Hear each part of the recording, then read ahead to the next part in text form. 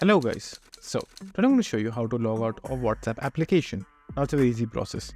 So if you'll go inside the application itself and then go to the settings panel at the top right, you will find that there is no logout option over here. And if you go to the account section, again you will not find any logout option. So when logging out of the WhatsApp account, there is a trick that you have to follow. So all you have to do is go back and just simply go to your phone setting. So go over there and search for apps. Now open the app setting, which will have a gear option, and then go to manage apps. Now the process might be different in multiple phones. The main thing that you have to do is you have to open the application detail page and you have to go to the option where all the applications are available, as you can see right over here. Now over here, all you have to do is just simply search for WhatsApp and then open your WhatsApp. Now over here, all you have to do is just simply click on clear data, then clear cache, then hit OK. And after that, click on clear data, then clear all data.